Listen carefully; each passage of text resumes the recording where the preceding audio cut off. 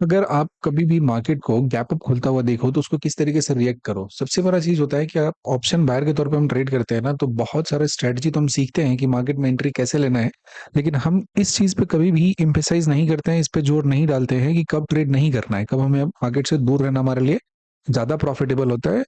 In comparison to market में बने रहना। ठीक है, तो बात कैसे है इस बात को समझेंगे जरा, ध्यान से देखेंगे, सीखेंगे और जहां तक हो सके इसको लाइव मार्केट में अप्लाई करेंगे तो आपको यहाँ पे बहुत सारा जो लॉसेस हैं आपके वो कम हो जाएंगे। आप समझिए एक बात को कि एज ए ट्रेडर आपको हमेशा कभी ना कभी बहुत बढ़िया प्रॉफिटेबल ट्रेड मिलता ही है, लेकिन आपकी जिंदगी में जो सबसे खराब वक्त होता है वो होता है कि जो वो लॉस जो साइडवेज मार्केट या ट्रैप में जो आप करते हो ना, वो उसमें आपका कैपिटल का एक बड़ा हिस्सा लेकर चला जाता है। और हमें उसी से बचना सीखना है, हमें उसी पे काम करना है और उसी चीज में परफेक्शन हमें हासिल करनी है, सो दैट कि अगली बार जब ऐसी कोई घटनाएं हो तो हम उसमें अपने आप को बचा सकें, अपना जो कैपिटल का बहुत बड़ा हिस्सा है वो लॉस ना होने दें। कैसे करते हैं,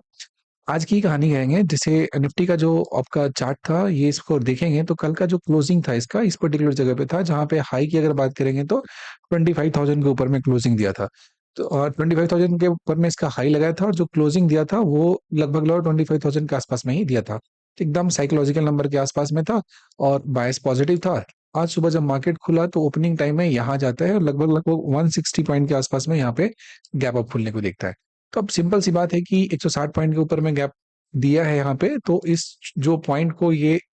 खुद छोड़ा था जहां पे जाने से पहले इस पर्टिकुलर जोन को लेकर गया था ऊपर की तरफ, तो इसे वो उसे फील करने की कोशिश करेगा, कहीं ना कहीं इसको लाकर यहाँ पे खत्म करने की कोशिश करेगा।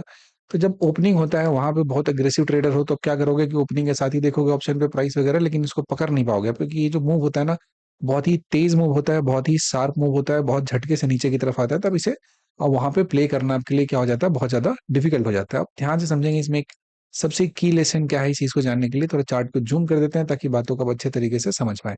इसमें क्या हुआ, यहाँ पे जो प्राइस था हमारा, इसमें जो सबसे पहला कैंडल बनता है हमारा वो बहुत ही शार्प मूव देता है डाउन साइड की तरफ। ये जो कैंडल बनता है मेरा बहुत बहुत शार्प मूव देता है, यहाँ से स्टार्ट हुआ और एक बहुत बड़ा सा कैंडल का मूव दे दिया। तो सबसे पहली बात ये है कि किसी भी डायरेक्शन में मूव को कंटिन्यू रखना है ना, तो उसके लिए जब पहला ही कैंडल अगर बहुत बड़ा बन जाए ना, तो उस डायरेक्शन में बहुत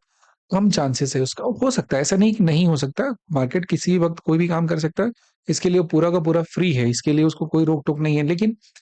पॉइंट ये होता है कि अगर बहुत ज्यादा मूव दे दिया किसी पर्टिकुलर डायरेक्शन में, तो इसको कंटिन्यू होने के लिए इससे भी ज्यादा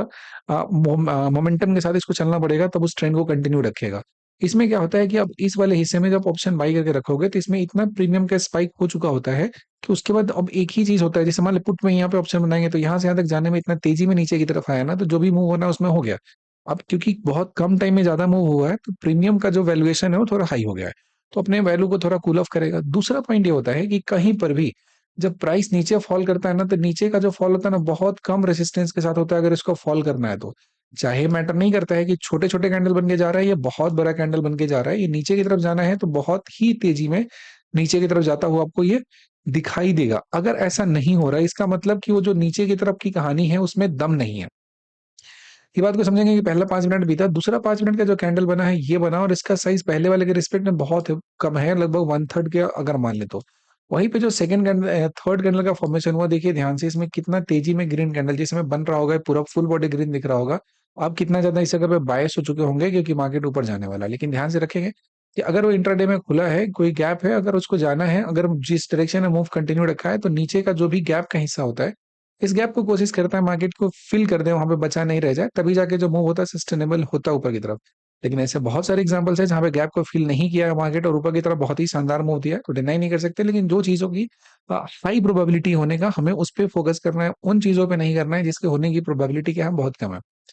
अब क्या हुआ कि इतना तेजी से जब प्राइस फॉल किया यहाँ पे, तो इस प्राइस फॉल के बाद यहाँ पे क्विक रिकवरी जो अपसाइड का होता है ना, ये ट्रस्ट करने के लायक नहीं होता है। You cannot trust on this. हाँ, धीरे धीरे गया है, आप पोजीशन बना के रखे हो, थोड़ा बहुत प्रॉफिट हो गया, बात अलग है।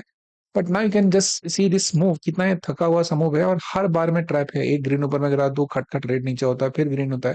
तो ये बने हुए चार्ट पे देखना तो आसान होता है, लेकिन लाइव मार्केट में जब आपका पोजीशन खुला हुआ है वहां पे आप उसको देख रहे हो, मैनेज कर रहे हो, तो उस चीज में इसको हैंडल करना थोड़ा डिफिकल्ट हो जाता है।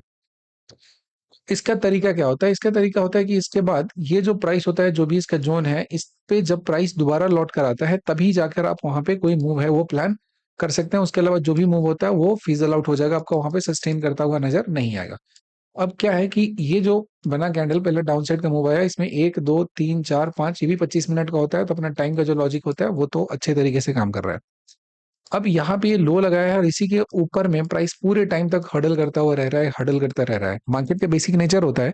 कि जितना ज्यादा मैनिपुलेशन उतना अच्छा मूव, जितना ज्यादा मैनिपुलेशन उतना अच्छा मूव आपको देखने को मिलेगा। ये बेसिक सी अंडरस्टैंडिंग है मार्केट की, बेसिक सी लॉजिक है, जिसे समझकर आप बहुत कुछ कर सकते हैं। तो अब इसे अगर मूव देना है तो इसे किसी न किसी साइड में ट्रैप क्रिएट करना पड़ेगा। जैसे मान लेते हैं कि यहाँ से इसको ऊपर जाना है या नीचे आना है, तो नीचे भी आना है, तो उसके लिए जो परफेक्ट कहानी इसका बनेगा वो क्या बनेगा? वो बनेगा तब जब आप देखोगे कि ये वाला हिस्सा होता है यहाँ पे आगे कहीं ना कहीं जो एक ट्रैप करेगा, यहाँ इस रेंज को ब्रेक करेगा, रेंज को मैनिपुलेट करने के बाद फिर ये ऊपर की तरफ चला जाए, तो उस मूव पे हम लोग ट्रस्ट कर सकते हैं। ठीक है। और वहीं पे जब दूसरा पॉइंट होता है कि ये जो रेंज होता है, जैसे अभी आज ही के लिए बहुत बढ़िया होता है कि ये धीरे धीरे धीरे धीरे धीरे धीरे बहुत थका हुआ तरीके से चलते जाता है, आराम से चलने देते, कोई दिक्कत नहीं है,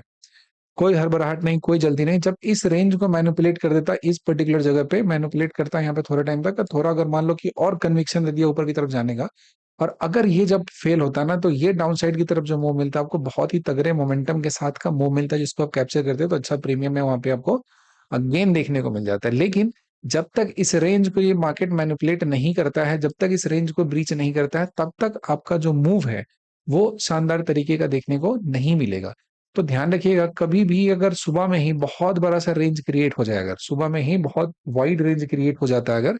तो उसके बाद वाइड रेंज का मतलब क्या हुआ कि इसका जहां भी हाई गया और यहाँ पे जो लो लगा है, इसके बीच का जो गैप हो जा रहा है वो 100 पॉइंट के आसपास हो जा रहा है। लेकिन उसमें जो अनयूजुअल बात ये होता है कि फर्स्ट कैंडल हो रहा है, इसका साइज काफी ज्यादा बड़ा यहाँ पे देखने को मिल जा रहा है, और उस कैंडल का साइज बहुत बड़ा होने की वजह से ये पूरा दिन फेवरेबल नहीं है, और आज ऑप्शन बायर के लिए कुछ खास यहाँ पे